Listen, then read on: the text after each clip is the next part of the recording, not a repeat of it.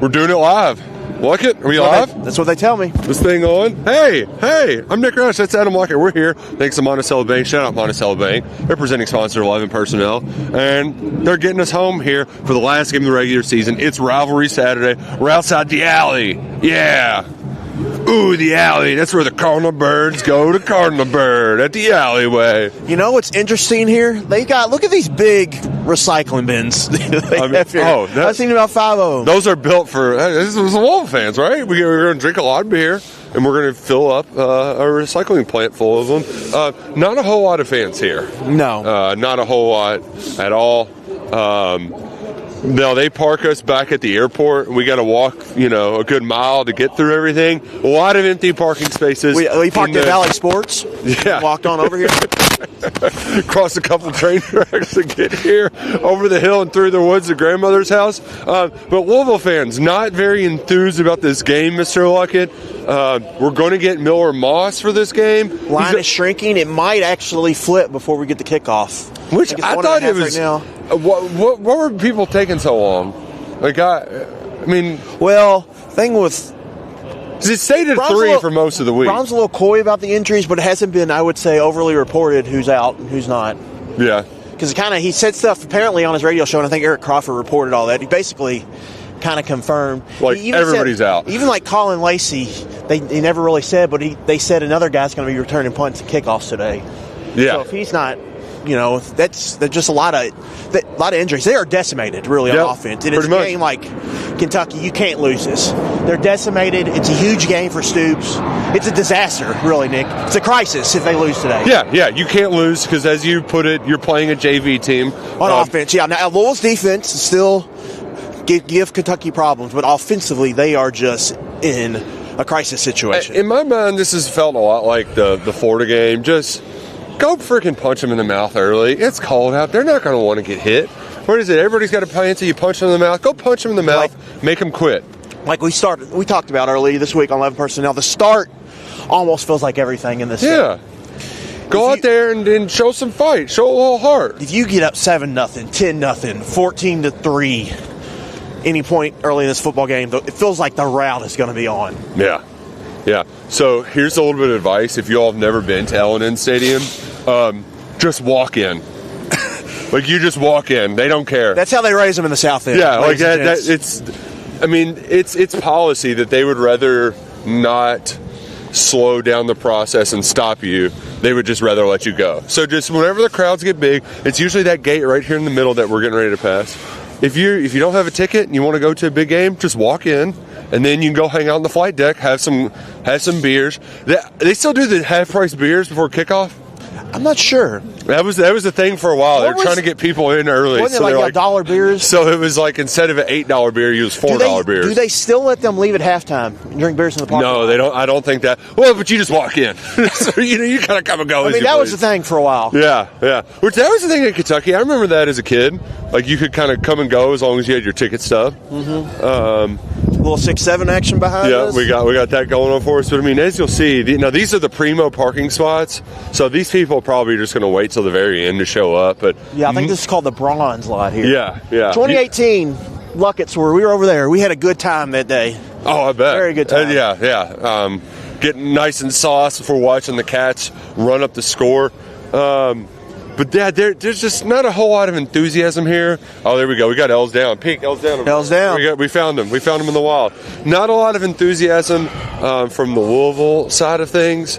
It's also like that was the smallest catwalk I've seen in a Kentucky Louisville game. Oh yeah. It was mostly friends and family. And everything.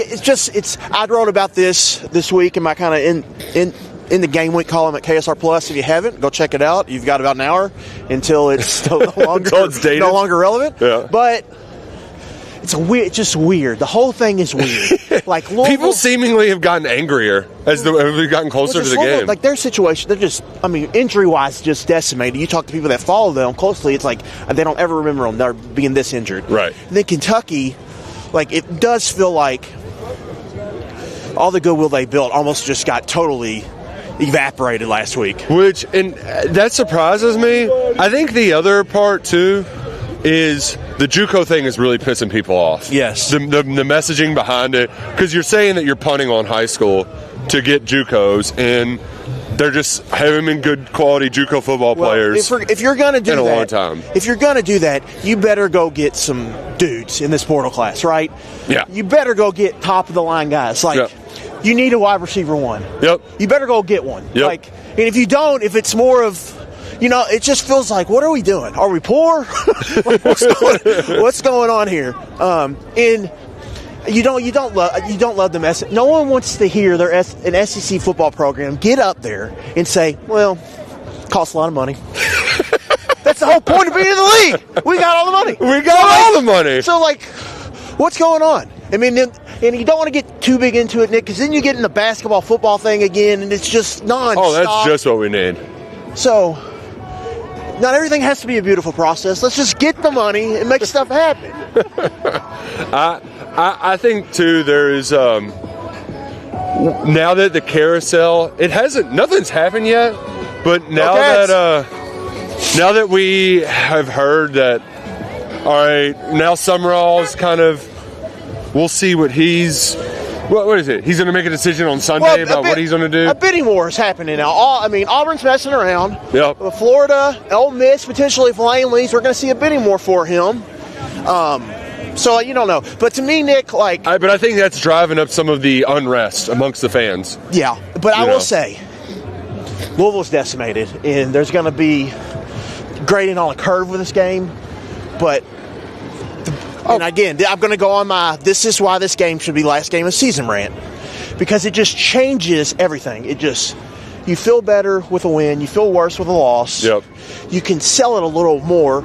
Especially if Cutter plays well. You can build some actual, I think, momentum moving forward. And so today it's huge. Like, if they go out here and lose, it's a disaster. Yeah. If they win close, people are just going to be like, all they did was beat 3 bad teams. Yeah. They beat a bad Auburn, a bad Florida, and a bad Louisville. But if they cruise, Cutter plays well, then you actually have you have something to sell. Yeah. And then, like, the messaging from Stoops today, I think, is really important.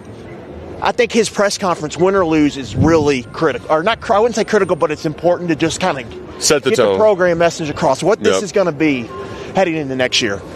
Yeah. And we're going to hear from him twice. Yep. Hear from him today, and we're going to hear from him Wednesday. And those, I think it's really important for them. And I thought Mark Story wrote a good column this week. Shout out Mark Story. Yeah. It was basically like, hey, you all can't do what you did last offseason. How they're trending is just, you can't operate this way. You have to act like you're changing, even if you don't make huge changes. All right, last year you did the thing. You went 6-6. You can't do the thing and go 6-6 again. You got to change something. Hey, there's your people, Luckett, at the Roosters tent. Oh, yeah. I'm surprised they didn't invite you over. Adam Luckett will be there tonight, God willing. Is Jeff Brom going to be there? Y'all share Roosters. Well, Jeff Brom canceled. He doesn't do coach anymore. He had a bail. Oh, man. Speaking of that, carousel's too quiet, Nick. Yeah. It's too quiet. I mean, it's a Lane thing. It's just too quiet right now. It's going to get interesting in the days that come. Saturday going into Sunday. Hopefully we watch the Cats just run up the score on the Cards here. And don't call me Papa John's Cardinal Stadium. We're going to go inside. We're going to... How old are those cabooses? 50? Oh, they 100. They actually brought Tom... No, not Tom George. Who is the Baloney head? When Baloney Ramsey. Head, he was actually born on one of those. That's how old those cabooses are. But yeah, we're going to get the hell out of here. We're going to go in the game. Maybe there's a fight. We'll see. We'll see y'all inside. Shout out. Go Cats. Go Kroger.